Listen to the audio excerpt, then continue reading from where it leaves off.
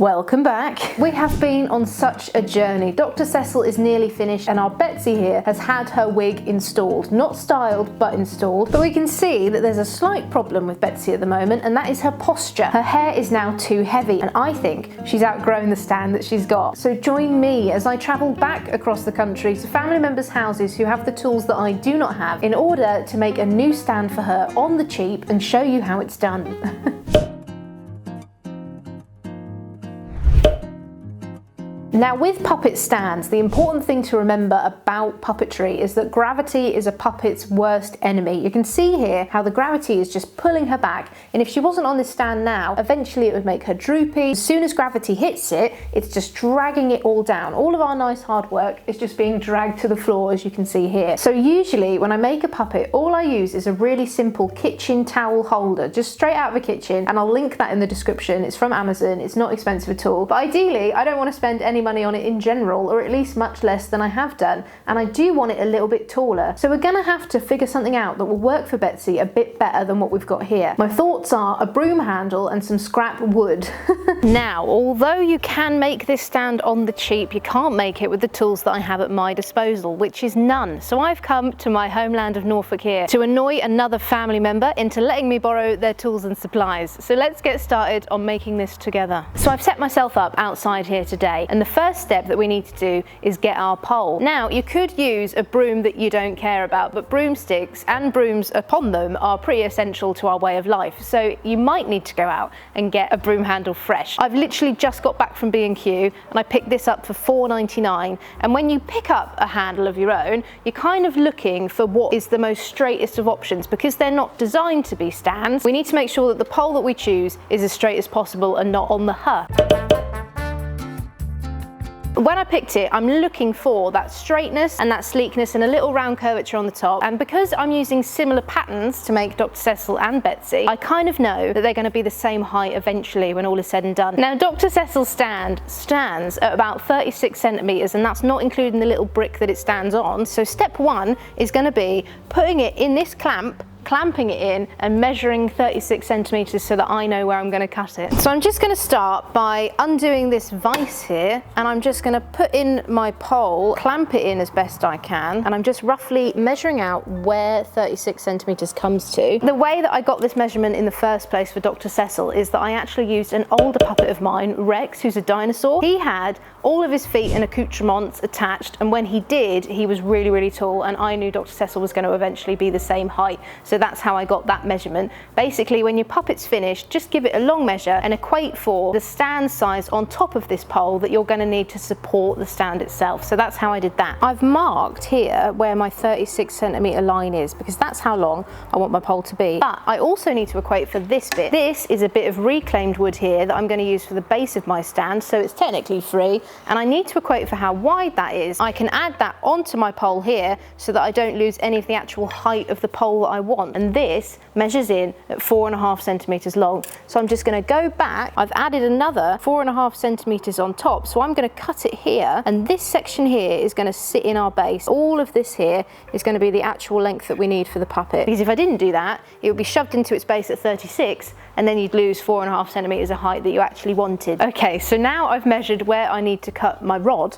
I'm now going to cut it out with a saw, and I'm going to cut it, as I said, on the line that I've given a little bit of extra room to. And I'm going to put the bit that I've marked just before where my clamp is, so that my vise can give me as much support as possible. I want to clarify that this is not my strong point. I am a fabric person, I am a sewer, I am not a sawer. But we're going to see how it goes and how good we can do it. So I'm going to get my saw to the line that I've drawn for my extra room, bring the saw all the way back.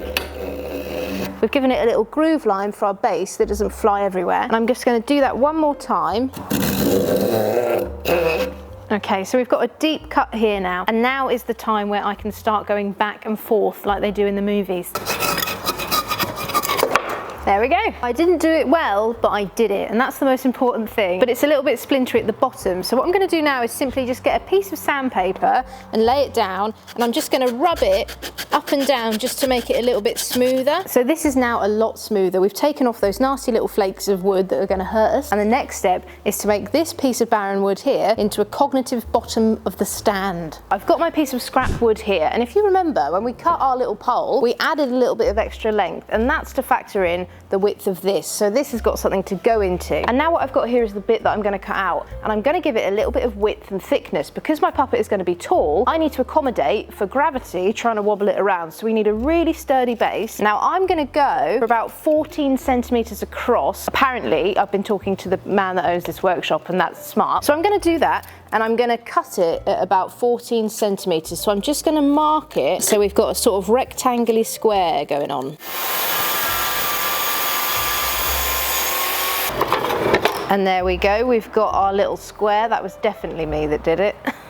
So now we've got our square shape, and you can see that it doesn't currently have a hole in it that's very good, and it's a bit splintery. So I'm going to attend to those two problems right away. The first thing to do is to make sure that our pole sits as middle in our square as possible, so that it's given as much support as we can give it. So I've got this funny triangle thing, and I'm going to mark dead center. So all I'm going to do here is try my very best, and bear in mind I'm famously not accurate with anything, but I'm going to try and get both corners as accurately as I can, and then I'm going to do a line on each side and try and mark where the dead center is. By my estimations, I think that might be the middle. So we'll try and see if we can do a bit of a drill situation into here. I've got my vise here, and I've put my block of wood into my vise, and the next step is to get a big bad boy drill, and this drill has an attachment on it. It says 28, but I've been told you can do it smaller, so it's important to test the length and width of your poles. But I've got a 28 here, and what I'm going to do is I'm going to drill into the dead center that I've made on my wood. Now it's important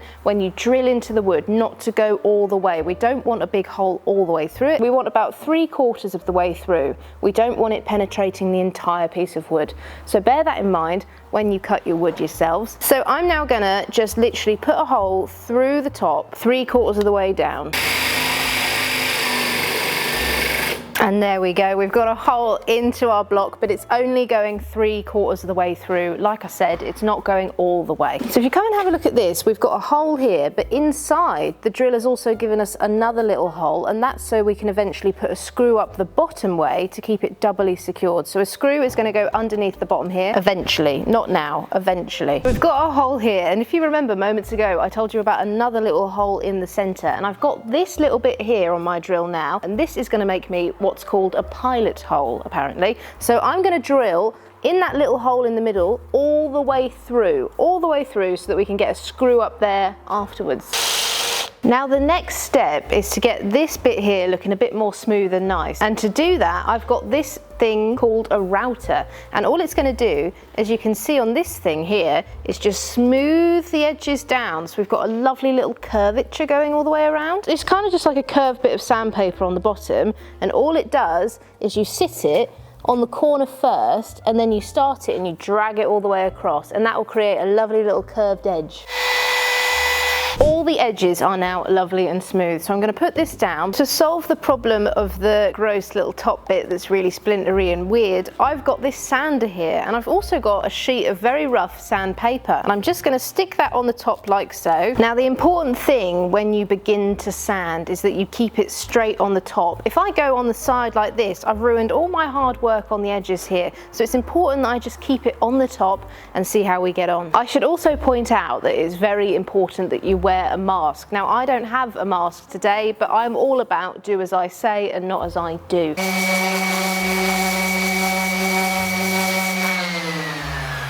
And already there's such a difference. I just sneezed and coughed at the same time. Okay, please wear protection.